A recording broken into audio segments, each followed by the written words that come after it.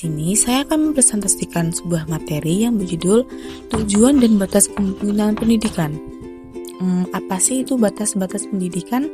Batas dan pendidikan adalah dua konsep yang memiliki makna berbeda, namun dapat saling terkait dalam konteks tertentu. Batas secara umum merujuk pada garis atau titik yang menandai akhir dari suatu ruang, wilayah, ataupun waktu. Batas dapat bersifat fisik seperti pagar, sungai, atau garis perbatasan negara, atau abstrak seperti batas waktu, batas kemampuan, atau batas norma. Pendidikan adalah proses pembelajaran yang bertujuan untuk mengembangkan pengetahuan, keterampilan, sikap, dan nilai-nilai seseorang. Pendidikan itu dapat terjadi secara formal seperti di sekolah atau di universitas, non-formal seperti kursus atau pelatihan, atau informal seperti pembelajaran dari pengalaman kehidupan sehari-hari. Tidak semua bentuk pendidikan dilakukan tanpa adanya kendala-kendala yang mungkin mempengaruhinya.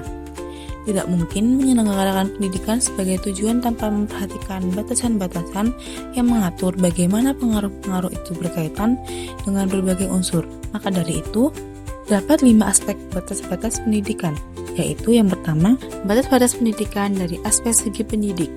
Dalam pendidikan, guru juga mempunyai batasan-batasannya, yaitu guru memiliki tanggung jawab sebagai pendidik tetapi tidak bisa menggantikan peran orang tua sepenuhnya. Kepribadian dan pengalaman guru mempengaruhi metode dan aktivitas pembelajaran. Keterbatasan kompetensi pedagogik dan sumber daya dapat membatasi kualitas pendidikan. Hubungan guru dan murid bersifat profesional dan berbeda dengan hubungan orang tua dan anaknya di rumah. Yang kedua yaitu batas pendidikan dari segi peserta didik. Setiap peserta didik memiliki latar belakang yang berbeda yang mempengaruhi cara mereka belajar. Tidak semua peserta didik dapat menerima metode pembelajaran yang sama. Kepribadian dan faktor psikologi juga membatasi efektivitas pendidikan. Maka dari itu, pendidikan harus menghargai kualitas individualitas dan menyesuaikan dengan pendekatan sesuai dengan kebutuhan siswa. Yang ketiga yaitu batasan pendidikan dari alat pendidikan. Alat pendidikan merupakan aktivitas, perilaku, atau keadaan apapun yang sengaja dilakukan untuk mencapai sebuah tujuan. Pendidikan kedewasaan dianggap sebagai alat pembelajaran.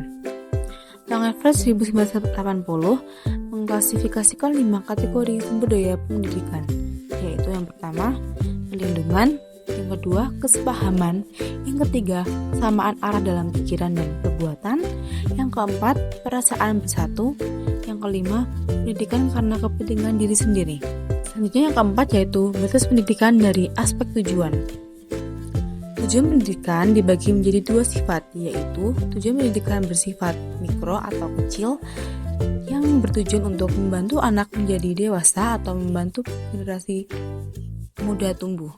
Yang kedua yaitu tujuan pendidikan bersifat makro atau besar, bertujuan untuk membekali masyarakat agar menjadi lebih berharga bagi kehidupan mereka sendiri dan negaranya. Yang terakhir atau yang kelima yaitu batasan pendidikan dari aspek lingkungan. Lingkungan sekitar anak dapat diberikan sebagai berikut. Yang pertama yaitu lingkungan alam fisik meliputi lingkungan sekitar anak, termasuk tanaman, hewan, tanah, iklim, rumah, jenis makanan, gas, cairan, dan benda padat. Yang kedua yaitu lingkungan budaya. Contoh dari lingkungan budaya yaitu ilmu pengetahuan, teknologi, adat istiadat, bahasa, kesenian, dan sebagainya. Yang ketiga yaitu lingkungan sosial. Orang-orang membentuk lingkungan sosial yaitu lingkungan yang dimana orang berinteraksi satu sama lain atau dengan anak, meliputi sikap dan perilaku manusia, perilaku ibu dan ayah, serta keadaan hubungan mereka, interaksi dengan tetangga dan anggota keluarga lainnya, bagaimana iklim sekolah secara umum, hubungan antara siswa dan guru, hubungan antara siswa dan teman-temannya, dan hubungan antara siswa dengan pegawai sekolah dan hubungan antara siswa dengan yang lainnya. Yang keempat yaitu lingkungan spiritual.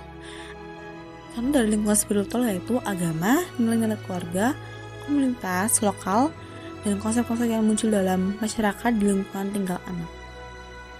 Mungkin itu saja yang dapat saya sampaikan. Kurang dan lebihnya saya mohon maaf. Saya akhiri. Wassalamualaikum warahmatullahi wabarakatuh.